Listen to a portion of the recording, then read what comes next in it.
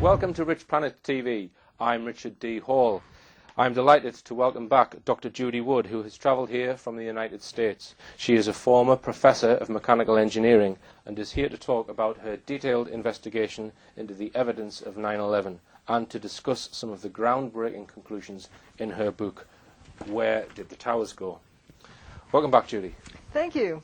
Now, we discussed quite a lot of the evidence last week, and I just want to ask you that there are a lot of people in the 9/11, well, they call it the 9/11 Truth Movement. There are various different groups, and they're saying we need a new investigation. Would you agree with them? Not really, because investigation means to look at the evidence. Mm-hmm. And here's the evidence. Okay. You would think they'd be very interested in looking at this. Mm-hmm. And we were talking off camera about, sort of the politics of this subject, shall we say. And when people have, indirectly, shall we say, tried to criticize your work, they've quoted things out of context, and they use terminology that you haven't used in your book. They use space beams. I've not actually... No space beams mentioned. That word's not mentioned in this book. Or that concept. Or that concept. Okay. So just to make that clear for viewers, but you would say that you're qualified. You're qualified to be able to do such an investigation. Why haven't some of these other groups done their own investigation in the same way that you have, rather than calling for one? Or attacking somebody who has. Right. Okay. One thing that I came to realize through this, and why I'm not a part of the truth movement per se, is that whoever planned 9/11, that was a pretty horrendous plan. Something that's planned that carefully, you wouldn't think they'd just forget to plan a cover-up. And or somebody who could, or an organization who could be that good at planning an event, would also be just as good to infiltrate those trying to expose it. Yeah. And it would be very well. So it's such a complicated issue. For me, if you're interested in the truth, just look for the truth. Kind of like aiming your compass heading there. Why go around in circles of what is or isn't whatever truth, and who's doing what, and why attack somebody else's work? If you're interested in the truth, just look for the truth. Okay. I couldn't agree more with that, Judy. Now, we spoke about the cars last week, and we said that some of them had their engines almost like just disappeared, basically, for no apparent reason.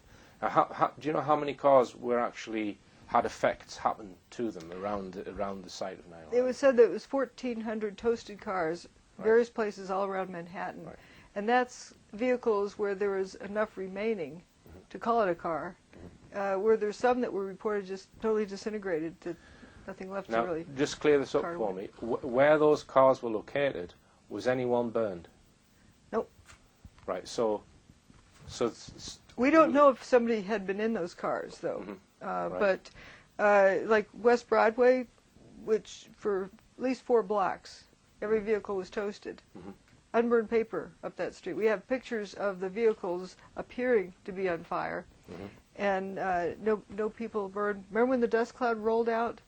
It covered people, left them covered with dust, but they weren't burned.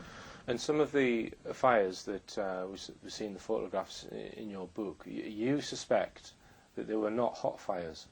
I mean, that might be quite a difficult concept for some people to grasp, Judy. Can you just enlighten us on that? Not entirely. I'm looking at the evidence. They may have turned into conventional fires, but they didn't begin that way. And fires and make things hot, and hot things do glow, but not everything that glows is hot.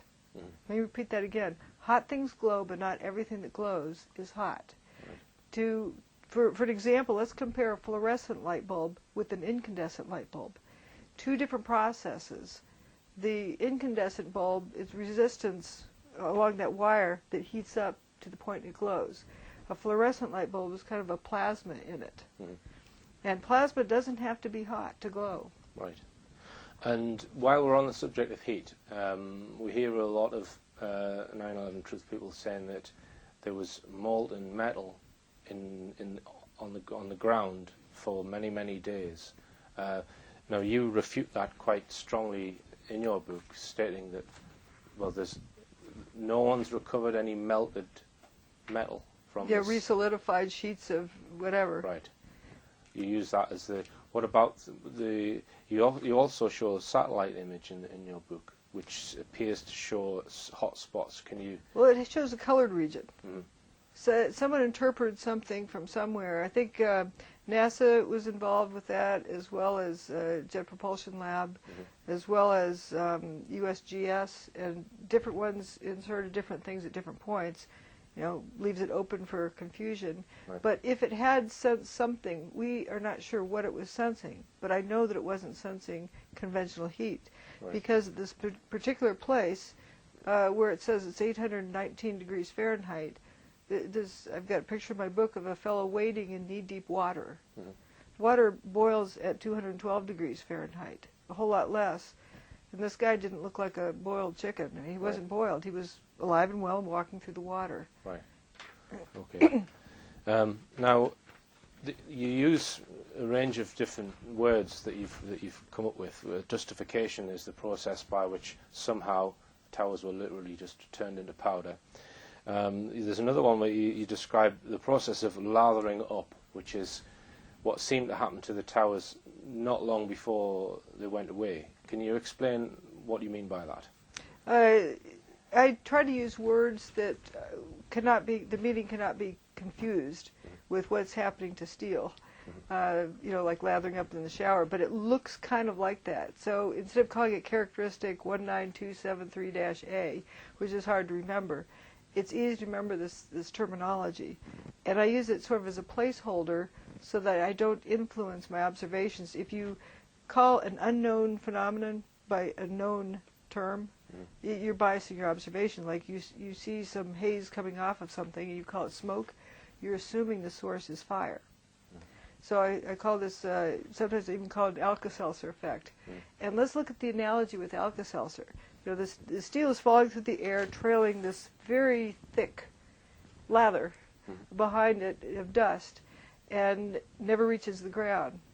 An Alka-Seltzer tablet, if dry, you take it out of the package, assuming you have Alka-Seltzer here, it's looks completely normal, is not reacting with anything, but you change its environment. You put it in a glass of water. It effervesces and dissolves.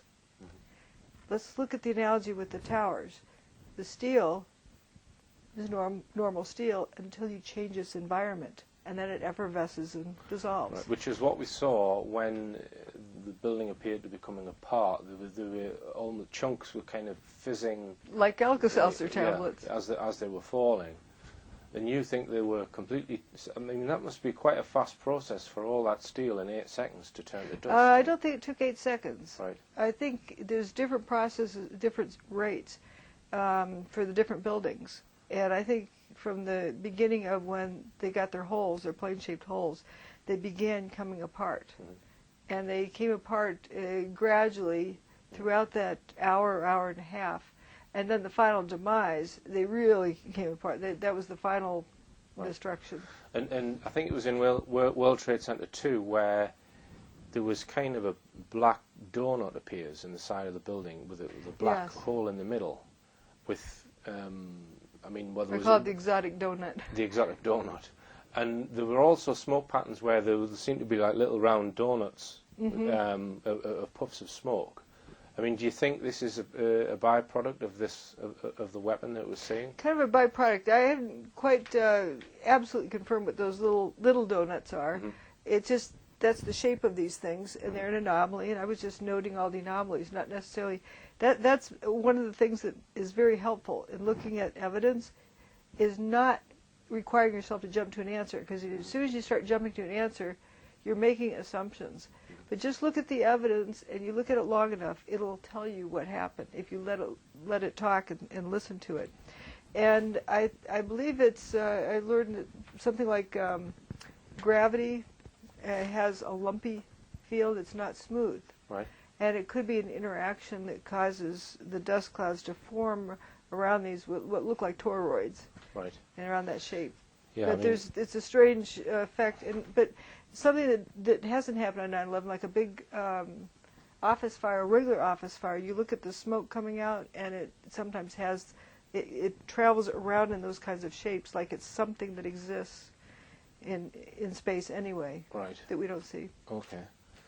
I mean, the toroid is, just crop up in physics. A lot of people think, well, I spoke to one researcher, believes that the electron is it's a photon in a toroidal knot, if you like, basically. Mm-hmm.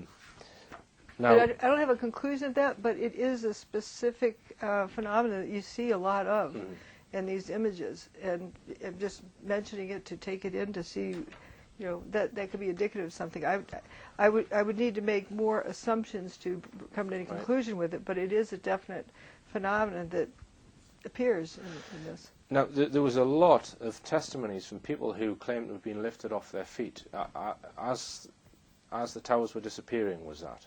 Mm-hmm. Now, that made me think, well, okay, you've got this process going on where, let's say, the towers are being acted upon by some kind of wave or weapon.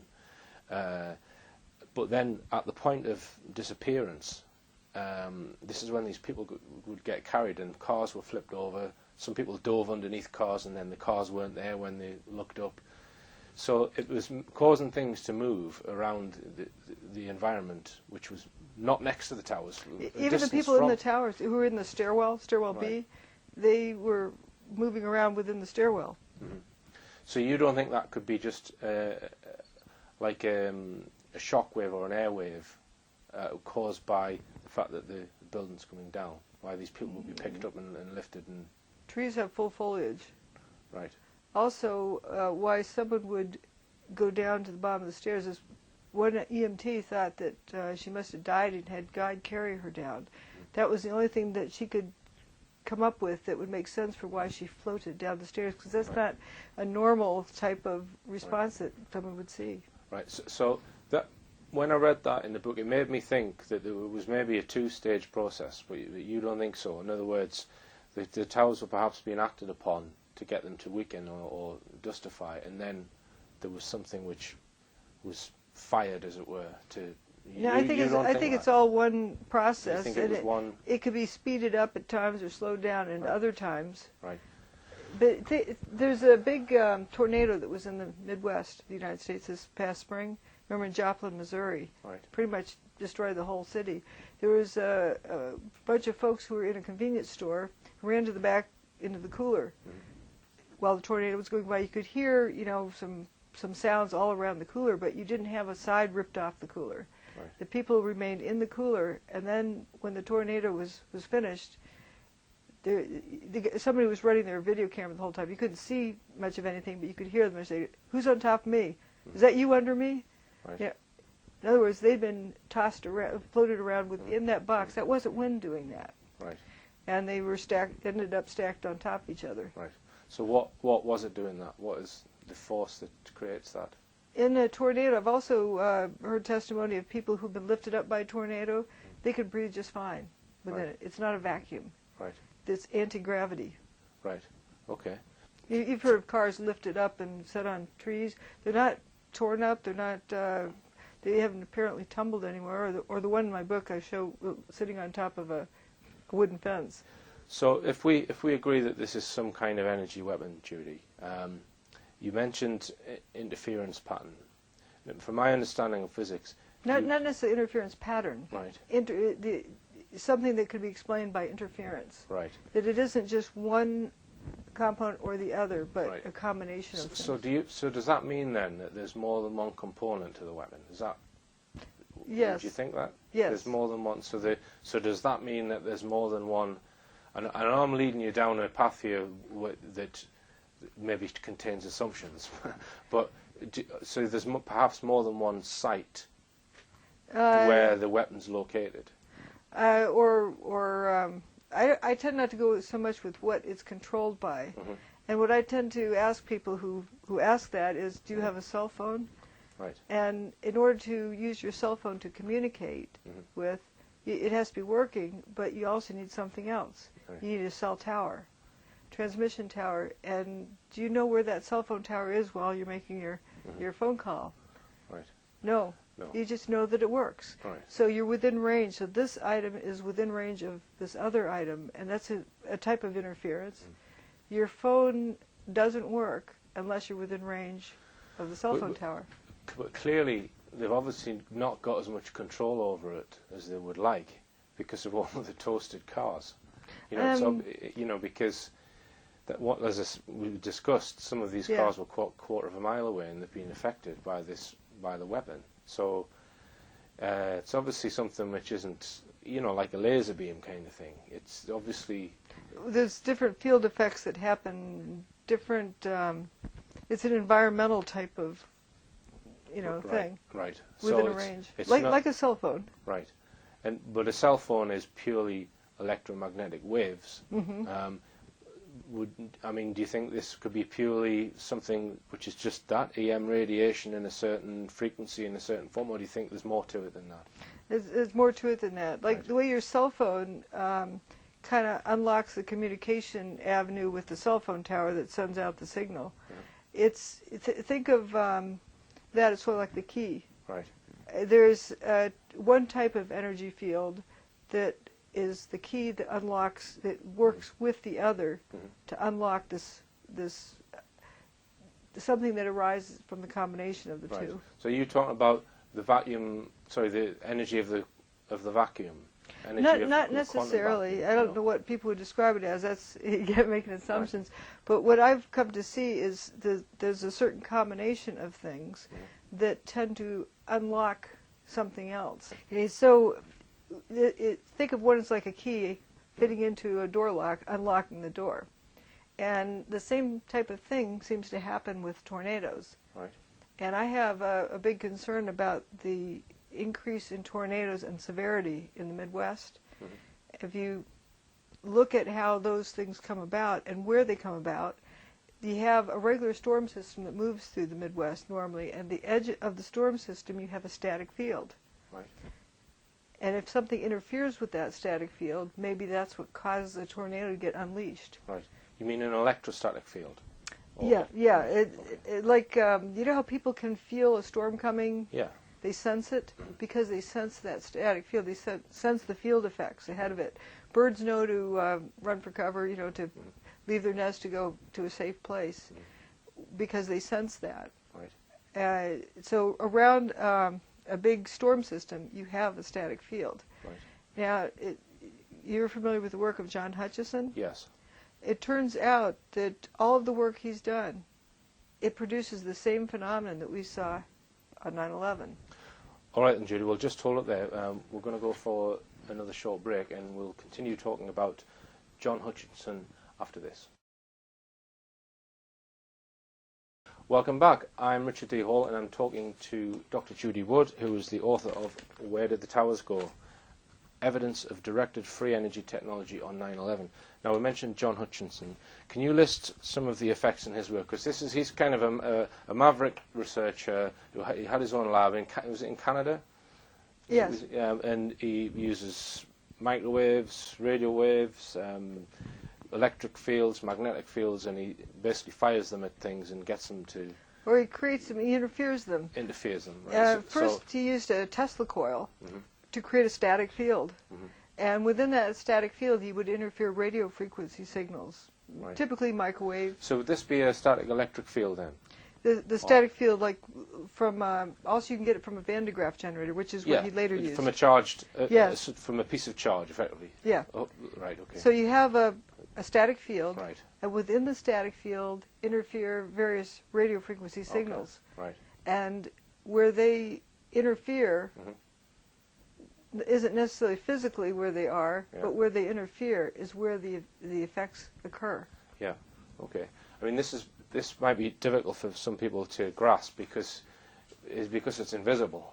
Fields in space, of the fabric of space, which is what electric fields are, magnetic fields and gravitational fields, they're all effects of space, the fabric of space. So I've actually been trying to get someone to try and model using like three-dimensional wire computer graphics, wire diagrams.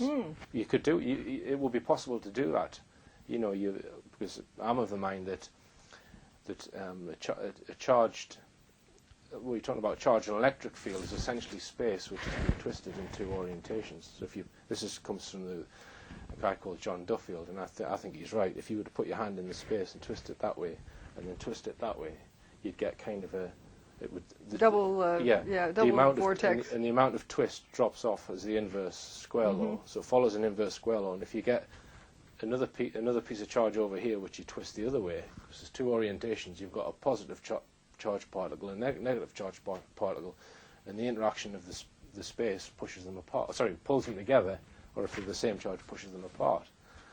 So, and an electromagnetic wave is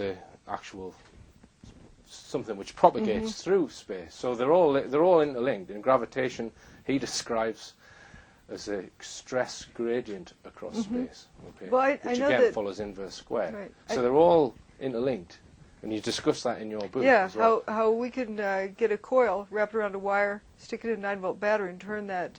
Wrap it around a nail. You get the nail to become a magnet, or you can move a conductor in a magnetic field and get electricity. Yeah. You could also use magnets to affect gravity. Yeah. So they're all interrelated. I did highlight one word in your book, Judy, UFO. It's mentioned once, because this is allegedly how UFO propulsion works, which, it's maybe a bit, I know you like to stick with the evidence. So if I mention it there, it's evidence. Right. Okay. Now, let's just come on to firstly, can you list some of the effects which were seen in 9/11 and which John Hutchinson has seen in his lab? Because you've actually got a table there. Where you've actually jellification, bent beams, slow bending of metals, shredded metal structures, fractured metal structures, peeling appearance, fusion of dissimilar materials without melting, without heat, thinning and rapid aging, lift or disruption. The cars were either toasted or upside down. In general. So he's actually levitated metal objects. Right. If they don't levitate, they are disrupted. They come apart. And you do. There's a diagram in the book here. Where it's a scientist. I think it was in the early 1900s who could levitate charged balls. Right. He created a static field. George Pigott. Right. So he created a static electric field. And he even got a patent on it. Right. He applied for the patent in 1903, and it was awarded in 1911. Right. And with he called it space telegraphy, but he used radiant electric energy. Had a static ball, create a static field. Within that static field was interfering something. I'm not sure exactly what, but he had steel balls being levitated within that field. Right. It was not magnetic. Right. It was another type of effect. Right. Now, I just want to ask you about. These are all effects on metals, okay? Now, in the towers, somehow, the towers aren't all metal. There's concrete, you've got glass, you've got people, you've got wood. And we didn't see people getting burned or affected who were outside the towers, but we saw metal being affected in the cars. So how is this weapon being targeted for the other materials other than metals in the tower? What it seems like is that you have a zone where everything's affected, and then if the effect is weakened as you move out, the things that are most easily affected are the steel. Right.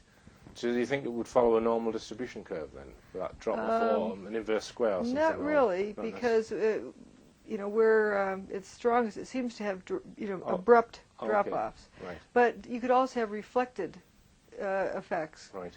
And who knows if it's if that's what it is or something building up in the air. But one thing I do notice with the vehicles, how the trees aren't toasted, the buildings aren't toasted, the signposts potted in concrete in the ground are not toasted. Right. They're not. Everything's grounded, but the cars. The cars are up on rubber tires. Right. So Yeah. a charge could build up in them Yeah.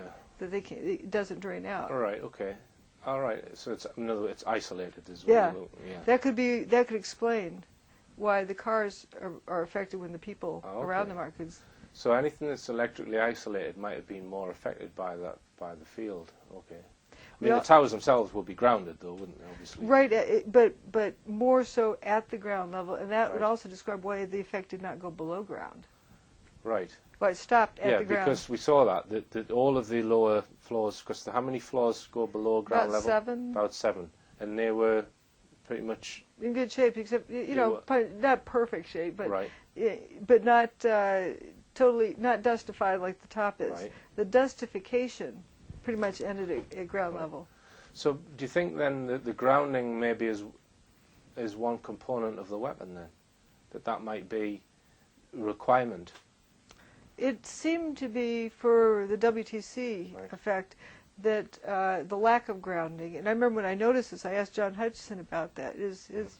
What's the difference in the effects with his system? And he said, yeah, because it builds up a charge that it can't discharge as quickly. Right. With the towers, they're grounded at the top, but not so directly. If it's a buildup of charge that can't discharge quickly enough, it might. So another interesting thing consistent with that is you heard the story about the steel-toed boots melting. Yeah. And also the last man out, according to the first responders, they said you can tell. I think it was Bobby Newman. I think was his name. They said you could tell he got out with the skin of his teeth, just barely, because his shoes were blown clear off. Right. Okay. Imagine somebody leaving the building, they lose their shoes. Right. There's something on, but between the people whose steel toe caps, melted, they didn't experience heat. They weren't burned. No reports of burned feet. But the actual toe caps were misshapen, were they? Or I never saw them, but I'm just thinking what would account for what they're describing. Right. It would seem that they were trying to reflect the idea that their boots were coming apart. Right. But there's no reports of burned feet. So maybe there's some sort of a potential building up between the person and the ground that would affect the shoes more. Right. Right. Okay.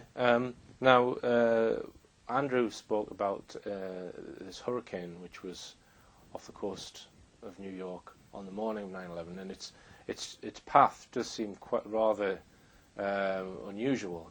It's perpendicular to land, not swishing up the East Coast. Just for viewers who aren't aware of this, it was a hurricane. Yes, Hurricane Aaron. Hurricane Aaron. Just to explain when it started and what its path, what its dynamics were. It was the longest-lived hurricane of the season, the first major hurricane of the season, and it had more cyclonic energy than Hurricane Katrina. Right. It was predicted to be stronger than Hurricane Katrina was predicted to be. Why don't we hear about it? How do they know exactly where it was going to go? But for 4 days prior to 9/11, it was on this march directly towards New York City. And the morning of 9/11, it stopped, like it pulled up to a chalk line, turned around, and started heading out of town that afternoon, in reversing direction. When it got to New York, it spread out a little bit bigger than it had been. When it started to leave, it packed up, kind of like a figure skater, slowing down. They put out their arms. It had run into a high pressure system coming from the Midwest, and those two systems met right over New York City that morning. They're counter-rotating systems. Right. The hurricanes tend to go one way in the northern hemisphere, and high pressure systems, anticyclonic, go the other direction. It was just interesting that they met. Right. So in a hurricane, then, it's not just air moving about. You've got electric field in there. It's a big Tesla coil. Right. Okay. Now, Andrew, he has explained to me that he thinks that was being used as part of this weapon. I can't make that assumption, but what I can say is that's what hurricanes do. You start looking at, that's what got me looking at hurricanes. Like that car sitting on the fence. that it didn't tumble there because the fence would have been knocked over. It's not scratched up. It was levitated. So and when a set car down. gets levitated by a hurricane, it's not the wind that's doing that. It's not moving air. It's actually Typically. it's some kind of field effect. Yes. Either electrostatic or otherwise. We hear about straw through trees. Sorry? We hear about straw through trees. You know, you have a piece of straw that the conventional story is, or rationalization is, that it's flying so fast it stabs into the tree. Mm-hmm. That doesn't work. Mm-hmm. If you have a fast-flying tree, does it get stabbed by the straw? Right. But what it appears to be is that the tree's properties change such that a piece of straw flying along might stick into it, and then the tree resolidifies at a later point. So, Also, there's a 2x4 big piece of wood stabbed through a palm tree. Right. Just this is in a hurricane situation. in a hurricane. Right. Okay. And so we have weird behavior of material properties. Right. That seem to be changed because of the field effects. So if we can say that may be the case, then that the hurricane was used, it's still quite a distance from where the events took place. How would the energy be transferred? It isn't so much the energy itself. It's another piece of disinformation that gets propagated out there about, like, the extension cord for the gizmo was plugged into the hurricane. Right. That is not what I'm saying. That it's like a big Tesla coil that generates a static field. Mm-hmm. And I'm not saying that I know it was used. Mm-hmm. It could have been used, but we know that was close enough to New York to cause that, because there's a record of a static field that happened all around Manhattan that morning. Mm-hmm. There's LaGuardia Airport, JFK Airport, and Newark Airport. The three major airports surrounding Manhattan all reported thunder on 9/11. Right. So you think the weapon may have needed this field that was provided? It could one have. Component that was possibly provided by the hurricane. When I first discovered the hurricane, I was thinking, what would that be there for? Because it looked like it had been kept so secret that, okay, what do hurricanes get used for? And that's when I started realizing these field effects that hurricanes produce, and then started seeing the same kind of interaction with material. Now that a lot of people will be sitting at home scratching their head, saying, "What you're saying that this hurricane was artificial or was man-induced, no. or influenced?" No, I don't need to say that. I'm saying that I know that there's this hurricane there. Mm-hmm. It seems mighty strange that for 4 days a hurricane is aimed straight towards New York City, and we don't hear about it. Mm-hmm. The weather reports that morning, I'm not saying it wasn't reported at all, but it was very underreported. Right. This past fall with Hurricane Irene, they were evacuating New York. Mm-hmm. Apparently it reached its maximum strength when 9/11 occurred, and then afterwards... Or the day before. Oh, it was the day before, okay. But it wasn't there for its hurricane strength. Right. But it could have been there for the static field. Right. And we know the static field did exist because those airports reported thunder that day. Think of a weather system up here, and you have a ground here, and you have sort of a sparking between the two plates. Yeah. Right. So have you looked at all at people who allege and talk about weather modification? People like Stan Deo and others who say that, well, they've been able to modify the weather since the 1960s, and the UN outlawed it in the 1970s and stuff like that. Yeah, I don't look at so much the hearsay like that, but I do know the hurricane was there, and there was a lack of significant reporting on it. Mm-hmm. The weather reports 10 to 15 minutes before the North Tower got its hole showed that patch of the ocean, but didn't show the hurricane on it. And I talked to a weather person, Scott Stevens, who said, well, how much effort does it take to put that icon on the map? Yeah. It's pretty straightforward. Right. So I do know that, and also it gets you thinking that what happens if they weren't right? Mm-hmm. Maybe they thought the thing was going away with this high-pressure system, but what happens if it doesn't? Yeah. Don't they want to give people a head start, a voluntary evacuation? Yeah. The only way it seems that they would really absolutely know exactly when that hurricane was going to turn around was if they had some way of controlling it. That's just a logical What thing. about the theory that there may be required clear skies for whatever they were doing, perhaps to do with an illusory effect, perhaps? Do you buy into that theory? It comes in the range of theory and speculation and so forth. It did make it for a much nicer show. Right. And another type of speculation would be about they would want people to be evacuated because they wouldn't be sitting at home watching their TV sets. Right. Okay. But again, that's not so much part of it. That's just other aspects of it. But hurricanes do clear out the air, and it's also shown from the weather data about the at JFK Airport, the air pressure, the humidity, and so forth, and also the hurricane. The hurricane's speed, air pressure, and location were pretty much constant for about 24 hours surrounding the events of 9/11, right. Okay. which is peculiar. Right. Now, A controlled environment. Yeah. Where does cold fusion fit into this, Judy? Do you want to talk about that? The term cold fusion is a kind of a misnomer. It's sort of like space beams. It seems to have been brought about to for degradation, kind of the whole idea of, or to denigrate those talking about low energy nuclear reactions. Right.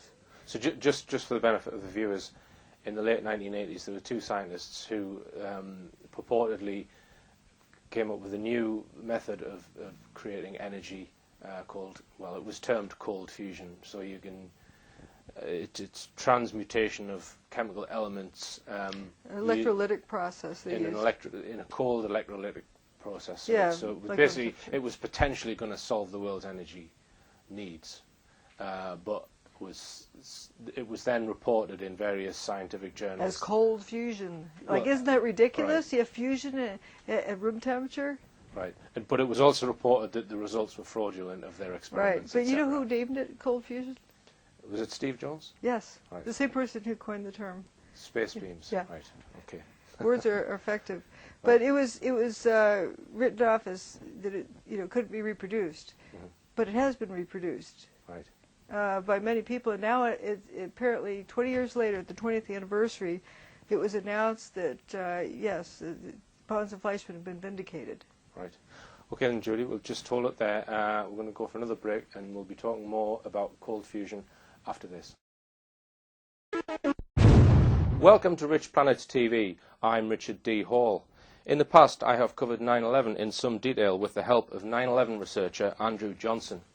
In the last interview, Andrew talked about the work of Dr. Judy Wood and her new book, Where Did the Towers Go? I am delighted to be joined today by Dr. Wood, who has travelled here from the United States.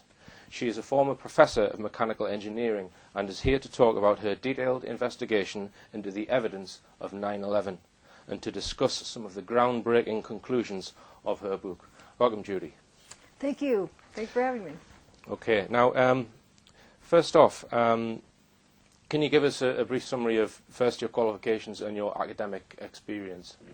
My bachelor's degree is in civil engineering, master's degree in engineering mechanics or applied physics, and PhDs in materials engineering science, which is an interdisciplinary course of study of applied physics, basically. Mm-hmm.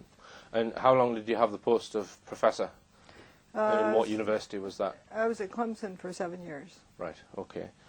Now, I've almost finished your book, Judy. It's, when I've spoken about this in the past with Andrew, I've said, it's 500 pages with 800 photographs. It's not as much. It's not an onerous read at all. I thought it's a bit daunting reading a 500-page book like this, but probably half of the pages are actually covered with pictures. So it's more like a 250-page book, and it's very, very readable. It's the story does come very clear with the images that you've put in there. I have to say, it's I do highly recommend everyone get a copy of this book. Where Did the Towers Go? Now, the world of science revolves around this peer review system. So if you're a scientist and you publish work, the system to get it accepted is peer review.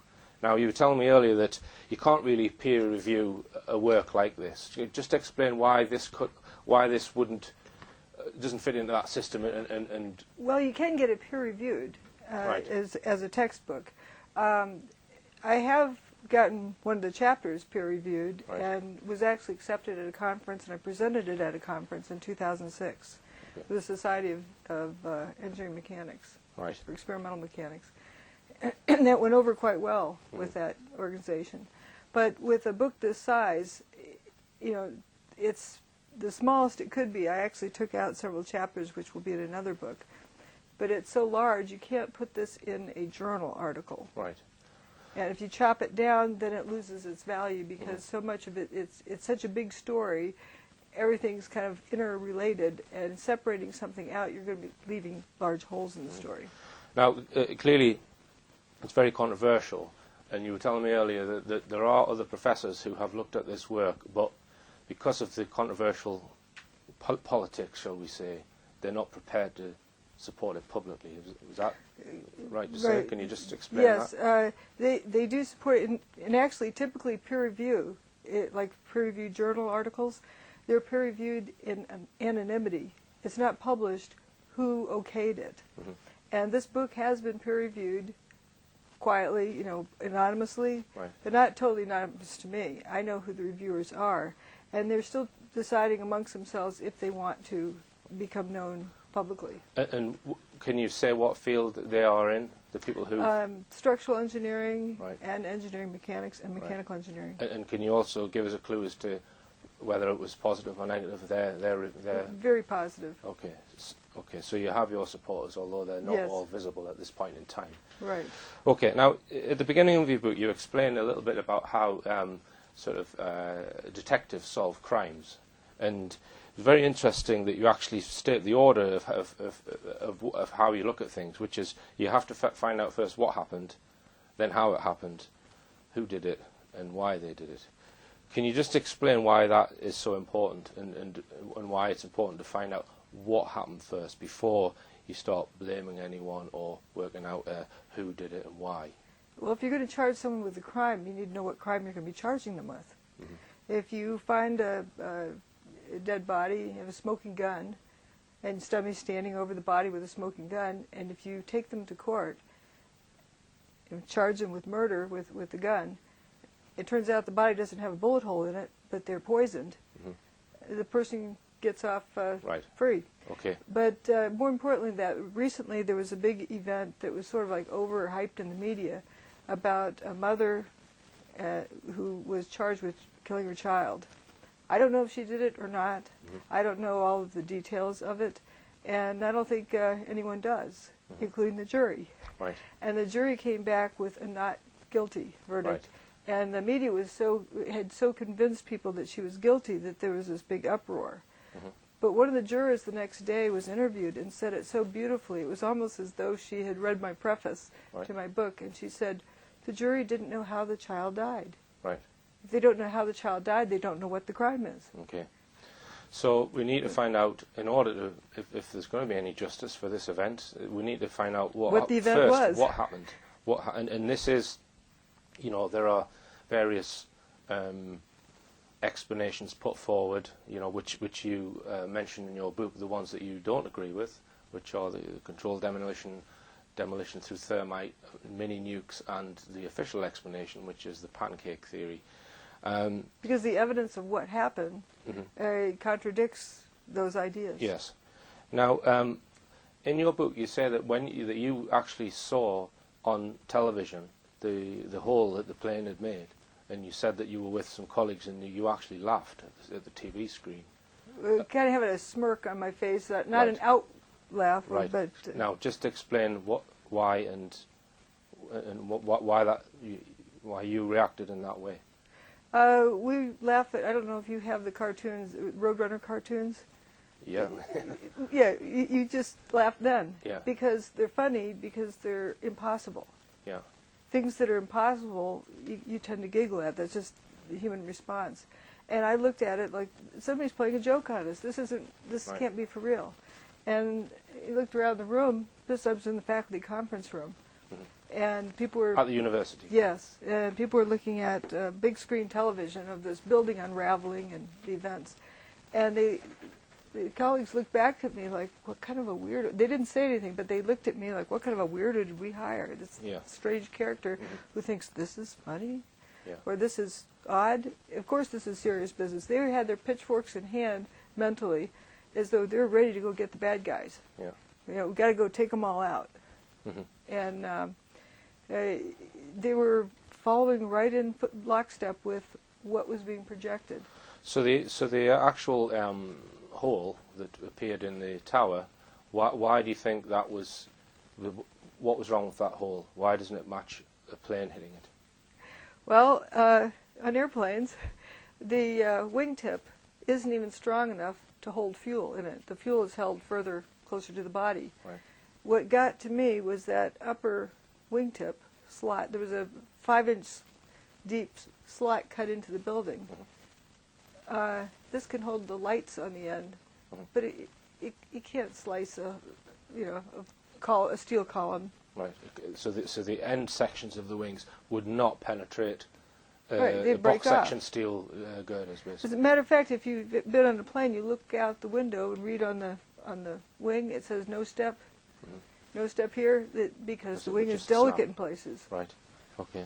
So you realised that when you saw that image, and therefore you knew it didn't make sense. Now, interestingly, there is a video clip which some people question actually of the first alleged plane hitting Tower 1, and in that clip you can see little charges going off after the plane is seen to go in, or the alleged plane is seen to go in, which suggests that the wing tip shapes were made after. Yeah, I don't know. Have you looked at that, or have you seen that? No, and I have nothing has stood up to me. What I tend to do, and why probably I was sort of immune to the psychological effect that day, is when my eyes and ears don't agree, I shut off my ears and just use my eyes. Right. And what do I see? And looking at various images, as though I'm trying to piece together in my mind, what the situation was like. And there's nothing. There's just the one video, and I don't ever really base something on one video. If there's another video that also showed something at a different angle, that would be more helpful. Right. So I don't have anything one way or the other for the original hole. Now, in the official explanation, this pancaking where one floor broke free and it caused another one to break free, etc., you use the term baton passes. Can you explain what you mean by that? Oh, baton passes. You call it baton. In our language. In a relay race, like a 1 mile run, each runner runs like a quarter of a mile, hands the baton to the next runner, who passes the baton and runs to the next one. So it's like a whole bunch of separate events that are connected. If you had a pancake effect going on, this floor is going to be breaking up, smacking on the next floor, which smacks on the next floor. It wasn't the whole building suddenly going at once. But if you have, it's kind of like a relay race. But what we saw, when the top floor hits the next one, it turned to dust. Well, there's not enough energy really from a gravity collapse to turn the building into dust, to turn the floor into dust. But let's assume there was. And then it doesn't have enough energy to break the next floor loose. But let's assume it did. Yeah. And so the next one has to start over. It's like it's the next runner for the next quarter mile. Start from zero speed. Right, because it's another event beginning again. And how I thought of it that day on 9/11 was,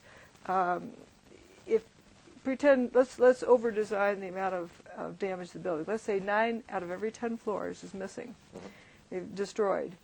And so the top floor can fall 10 floors before it hits the next one. And then mentally imagine every 10 floors you have somebody standing with a billiard ball in their hand as a timing device. I chose billiard balls because they're all like standard issue, but just a different color so you can separate one from the other. And this person can't let go of their billiard ball until they see the one above pass by. So the blue one is dropped, the person holding the red one sees the blue one go by, or has an electric eye that releases it, and lets that one go. And then the yellow ball 10 floors down gets let go when the red one goes by. And just going through that quick exercise, that's 31 seconds. Right. So, and we saw, well, I think World Trade Center 2 came down in something like 8 seconds or something. Was it? Yeah, it's hard to say how long it took to come down. Right. But what I looked at also was the seismic signal from the North Tower. Yeah. The ground shook for 8 seconds. Yeah. Yeah, we'll come on to Yeah. that. You've compared the seismic signal or trace of the World Trade Center collapses with the Seattle King Dome in your book, and basically there was a 2.3 Richter scale magnitude for one of the towers, and it lasted 8 seconds. Just explain why that data is implausible for either types of collapse. Well, with the Seattle King Dome, it was about 230, I think, feet from the ground, from roof to ground, and that took, maybe the ground shook for 52 seconds. Right. And the dominant period, it lasted about 9 seconds. If for a free fall, like from one of the towers, if you dropped a bowling ball off the roof, it would take 9.2 seconds to hit the pavement below. Yeah. If you dropped a bowling ball off the roof of the Seattle King Dome, it would take 3.9, or a little less than 4 seconds, for it to hit the pavement. Yet the major rumbling period for that building was 9 seconds, like twice as long. Right. Not half as long. Yeah. Yeah. Okay. And the actual for the or less. The Seattle King Dome was. What was the entire seismic signature? It went on for longer than 30 like seconds. 52 seconds. 52 seconds. And you also state in your book that because the amount of material in the towers was there was more material per And square higher. meter and higher, it would have had a bigger seismic. Yeah, it was 30 footprint. times. That's 3 times 10. Yeah. 30 times more potential energy. More mass, and the center of that mass was higher up. So if you drop the building's weight from the centroid, which is the equivalent of where it goes from, it would be 30 times. But there's some other significant details of this that often get overlooked, which is the Seattle King Dome was a controlled demolition, yet it had an S wave and a P wave, the primary wave and the secondary wave recorded for that, which travel only through the earth. The towers did not have an S wave and a P wave. The signal did not go through the earth. It was only the surface waves that were recorded. Right. Okay. And your field, the field that you're in, mechanical engineering. Engineering mechanics. Engineering mechanics. Which is even more closely related to this. You can calculate, if I give you any building, if I say, right, okay, the post office tower in London, you could calculate, if that was controlled demolition, approximately what the seismic footprint would be when it was brought down. You'd be able to do but that's, in order to calculate the seismic imprint or the seismic effect from it, you're having to make assumptions. And I tried with this to not make assumptions, but to look. What I'm just looking at is what happened was not possible. It's way outside of what you would expect. I mean, because we've got the different camps here. We've got the people who still believe the official story, which is that, that one floor came loose and knocked onto another floor. Now that would have taken a lot longer than a controlled demolition, much longer, if it was true. Okay. But even just comparing it with a controlled demolition, which is what a lot of 9/11 truth people think happened, you're saying that what would the duration of the actual collapse have been of one tower with a standard controlled demolition, in your estimate? It would have taken, maybe not as long as a floor by floor by floor event, but you have to get that material down to the ground. The biggest thing with comparing it with a controlled demolition is that how those occur is that you chop up the floors. You chop it up into sections and you drop those to the ground. They slam to the ground, they get broken up further. you don't have to break up every single floor. You're breaking it up in chunks. The chunks slam the ground and get broken up further. Right. So what you're talking, obviously it would take longer than dropping a billiard ball from the top, which is exactly 9.92 seconds or something. Yeah, 9.2 seconds in a vacuum. 9.2 seconds in a vacuum. But what would your estimate be as to, let's say, how many seconds would the peak of the seismic trace be? I mean, would you be looking Well, I can compare it with the Kingdom because there's Right. so much data with that. Right. But you've seen with other controlled demolition buildings, you hear a bang, bang, bang, bang, bang, bang, bang, Yeah. bang, bang, bang, bang, bang, bang, and then the tower starts moving down. Okay. So there's all these blasts going off before the building even starts moving. Right. Because they have to cut the building up. Right. And the building gets chop, chop, chop, chop, chop, chop, chop, and then it starts falling. Right. Once it starts falling, it can fall relatively quickly if the stuff below it has been moved out of the way. So it pretty much has to be all kind of chopped up together. So say if the Kingdom was like 50 seconds or something. Right. So the Twin Towers, you'd be talking longer than that. Oh, much longer than that. If you use that as a Right. judgment, you need some, and also there's some other towers in Texas.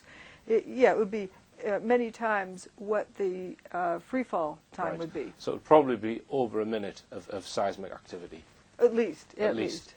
Because And the Kingdom's free fall Right. drop time is like 4 seconds, Right. and it was 52 seconds. You had this, Okay. you know. Right. So, going on for. and the seismic trace was 8 seconds in For the North duration Tower. in total. So that's proof that it cannot have been a controlled demolition or indeed the pancake theory. Okay, well, we're going to go for a short break, Judy. We'll be Okay. talking more about 9/11 after this. Back, I'm Richard.D.Hall, and I'm talking to Dr. Judy Wood about her book, Where Did the Towers Go? And Judy, in the book, there's a vast amount of testimony from firemen and like first responders, medical people, etc. And you give a lot of quotations of what people saw. So, can you give us a brief example of some of that testimony? Well, there's some of them that saw witnessed their Scott tanks exploding at ground level on the truck. Scott tanks are the air tanks that the firefighters wear so they can breathe, you know, if in a smoky environment. And one of the firefighters, Patrick Sullivan, was talking about an ambulance exploded, or Scott tanks on it. He said it must have had Scott bottles or oxygen bottles on it. They were all going off. You would hear the air go sss, boom as they're exploding. Another firefighter, Todd Heaney, said the Scott cylinders and the oxygen cylinders were all letting go. They were all blowing up left and right. So there's no reason why that should happen. Did they put bombs in the Scott packs? Right. But I think most people would jump to the conclusion that, oh, well, that was obviously something to do with the fact that the building came down. It made those tanks blow up. Is that possible? If it has something to do with the buildings coming apart, this is, I think, slightly before, or maybe it was during, the buildings coming apart. Well, that's pretty good evidence about if you have a pressure vessel, an air tank, and you're dissolving the wall or affecting the integrity of the wall, Right. it's going to cut loose at some point. So do you know at what point in time these vessels started blowing up? Throughout the day. All right. So it wasn't like when at the collapse or anything like that. Some were during, some were after. People didn't exactly know what was happening when because it was all so much stuff going on. If we just look at buildings 5 and 6, the damage after the towers had gone, some of them have rather strange holes in them, which seem quite regular and quite sort of penetrative. Can you just explain some of that? From the air, it looks like cylindrical cutouts that stop at ground level.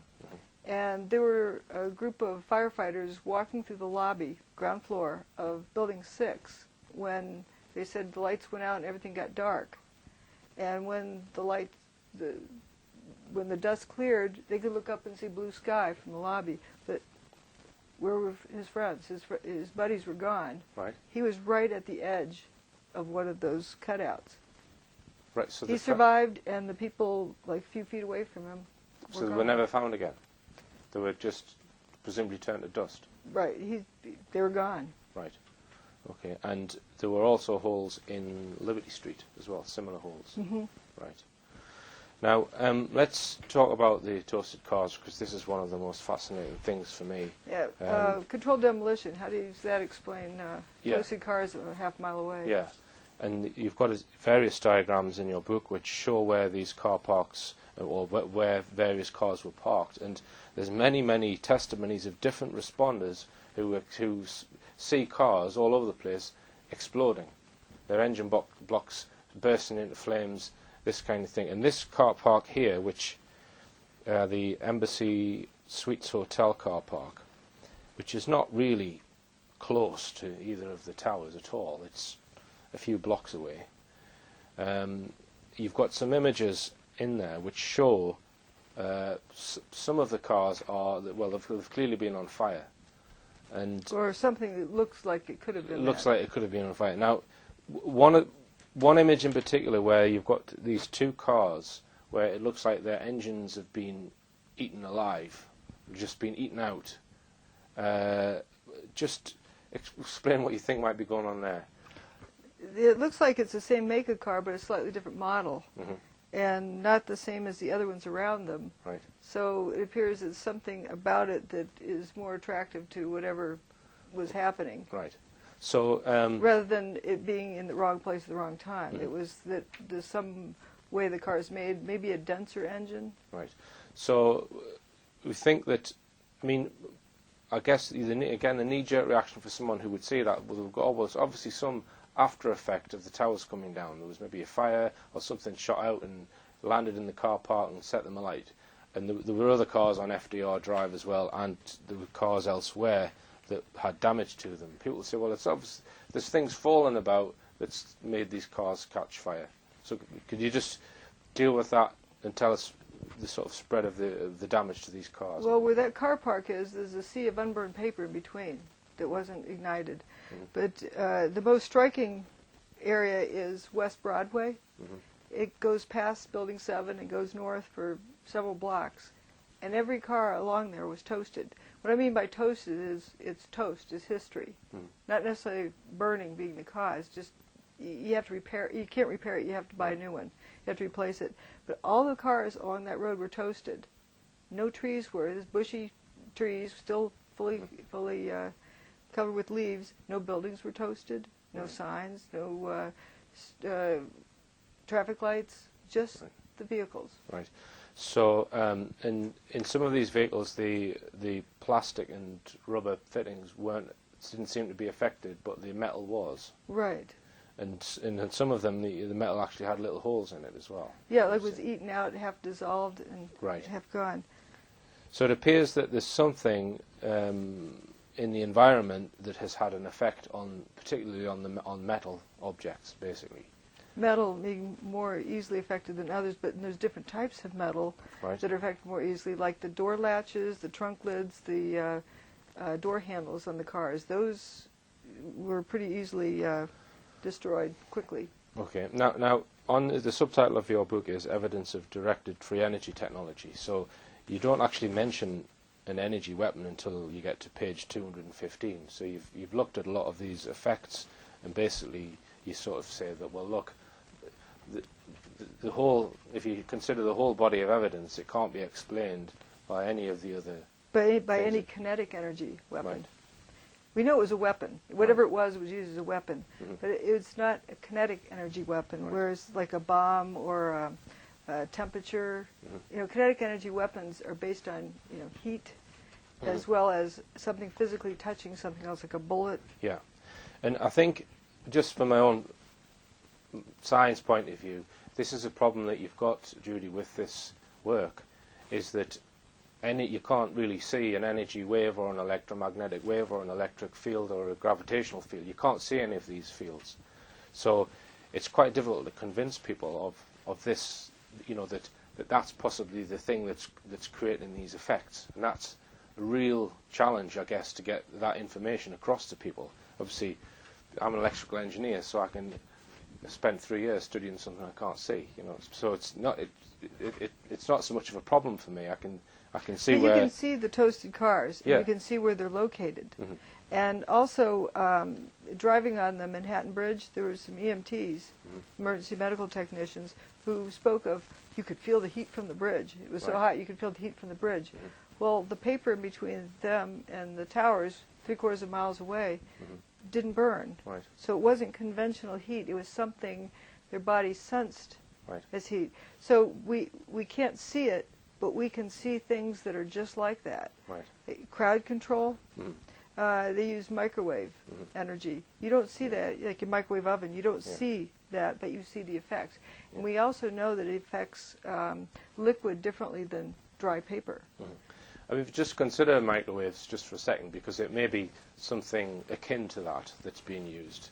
You know, if you put, I don't know, something on a piece of paper in a microwave, the paper doesn't get hot, I don't think, does it? If it's dry, If right. it's dry.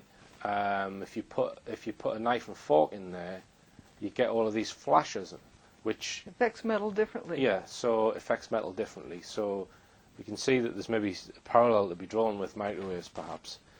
But what that is a demonstration of is that that's directed energy in your microwave oven. Yeah. And what we saw in 9/11 had the same symptoms of some kind of directed energy, Right. not kinetic energy.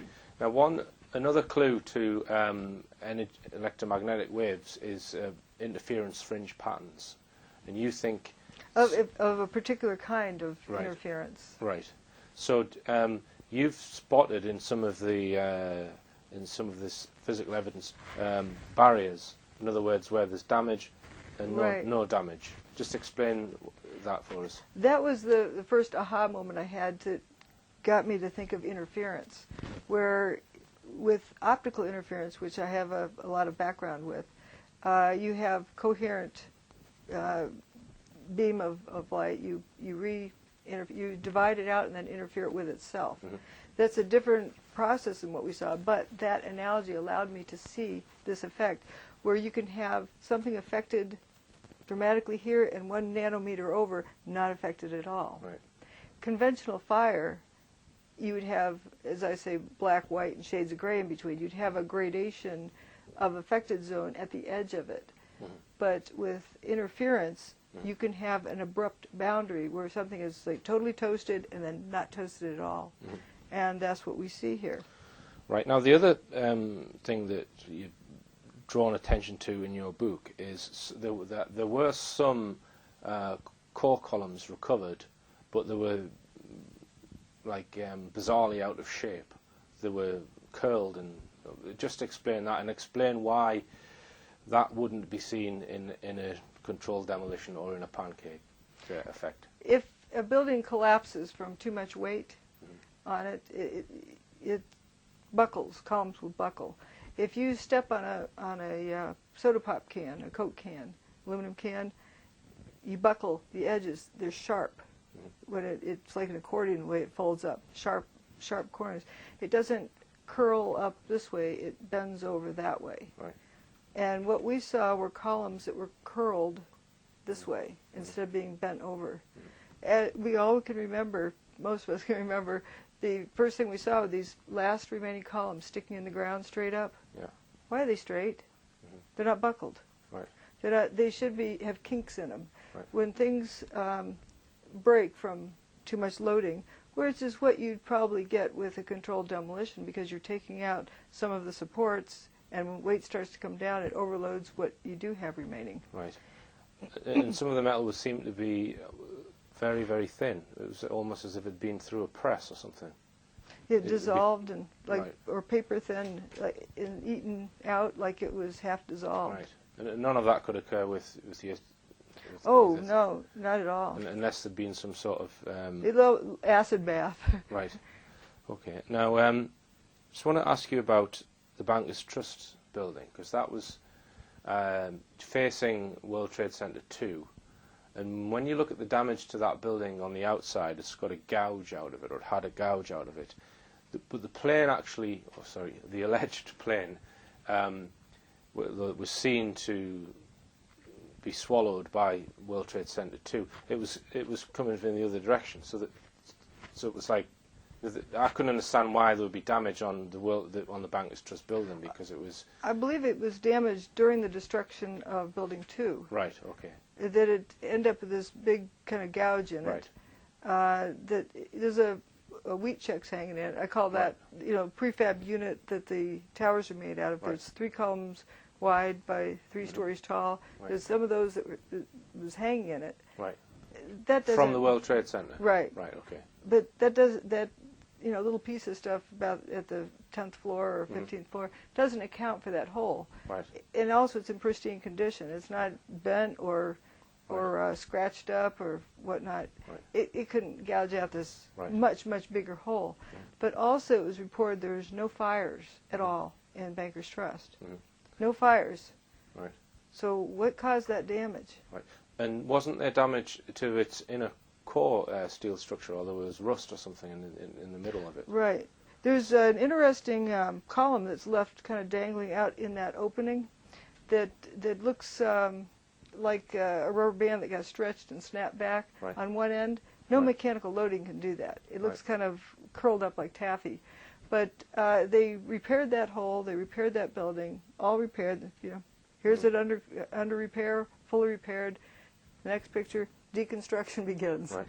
So, okay, if we just extrapolate that then, if there's some field effect or energy weapon that's been applied to the tower to make it turn to dust, you've got a piece of it's flown off and hit the Bankers Trust, and the effects seem to have then become apparent in the Bankers Trust building. Well, So I don't know about falling off. Maybe whatever field effect was happening accidentally was over there. Right. And there's a part of the building that went missing. Right. From Bankers Trust. Right. And after they repaired that, and the building's all fine, why would they start then taking it apart after they repaired it? Right. They started taking it apart after they decided to take it apart after they evaluated dust samples in the building. Right. So they started taking it apart floor by floor, and they got down to about the level where the biggest gouge was, and in that region of the building, these super rusty columns were there that looked like they'd been at the bottom of the ocean for 100 years. Right. I call it furry rust. It's just Right. this very heavy. And this was something that we saw very quick rusting on fire trucks and a lot of cars around on the same day as 9/11. They just suddenly went rusty, and I don't think it rained on that day, did it? No, they had fire hoses, but that still doesn't explain why steel would rust that fast. Right. And lose its paint as well, I guess. Yeah. There's a picture I have on West Broadway where it shows Building 7 in the background that's still in good condition. You don't see any fires or anything. So Building 7 is still standing. Yeah. But you see this very rusty car. It's next to the toasted bus. Right. Why would steel rust instantly like that? Right. The iron skillet in your sink will rust and turn bright orange. Yeah. That's iron, not steel. Yeah. But if you dissociate the additional part that makes turns iron into steel, you can turn it back into iron. Now, I just want to ask you about the dust. Firstly, the Stephen E. Jones paper about thermite. Can you, because this is something that 9/11 Truth people will quote to you all the time. They say that, well, he analysed the dust, it's got thermite in it, that proves that the towers were brought down using this stuff called thermite. What does thermite have to do with what happened to the towers? Well, people say that it's an explosive and was put on the. But they need to show what effect it had. What can thermite do? The military has thermite, and they used it to burn paper. Right. Did you see burn paper today? But what I see is that I'm not surprised that you have aluminum dust and iron dust in what was remaining, because the towers were built out. They were steel structures with aluminum cladding on the outside, and if you turn that into dust, nano-sized dust, you analyze what remained, and you will get aluminum dust that's been oxidized and iron dust, which has been oxidized, so it's rust. Because the smaller the particle, the more surface area, and it's going to rust pretty much instantly. So you would say that, have you looked at that paper that Stephen E. Jones did with regards to that? I looked at the conclusions, and their conclusions are that aluminum oxide dust and iron oxide, rusted iron dust was found in the samples. Right. I don't disagree with that. Right. Okay. But what does that have to do with what happened to the towers? Right. Okay. How's that? I need to see a cause. You don't think that's from a thermite charge then? All they have said on the record was that what they found was aluminum dust and iron dust that's rusted. Right. Well, if the buildings were dustified, that's what you'd find. Right. Okay. They haven't shown how that could turn a building into powder midair. Mm-hmm. And you have to start out with what happened. What happened was the buildings turned into powder midair. Now, there is another group that has done some analysis on the dust, and they found organic material in the dust. Is that right? Right. Can you explain that for us? And I have that in the book too, talking about how the dust continued to break down more and more and more until it started coming up. Right. And they sampled the airborne dust. Right. And having organic components to it indicates that this is not from high temperature process. So I mean, when it says biological material, does that mean this is the remains of the people who were in the towers then, or the desks, the wooden things, or what? I mean, what? Is that what you would assume by that? That the wood or? Well, what you can assume is it's something that high temperature would get rid of. Right. Yeah. So you wouldn't have that in the remains if there'd been thermite. If the buildings had burned up, or if they'd been, remember, kinetic energy weapons work through temperature, high temperature. Right. Yeah. Right. Well, thanks very much indeed, Judy, for answering some questions today. Obviously, we're going to do another show where I've got a whole lot more questions for you. But if you want to get the copy of Dr. Wood's book, it's called Where Did the Towers Go?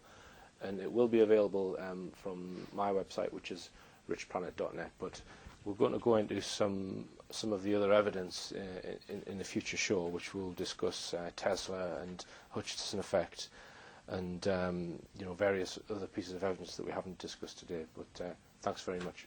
Thank you. It just remains for me to say, believe none of what you hear and only half of what you see. I'm Richard D. Hall. Good night.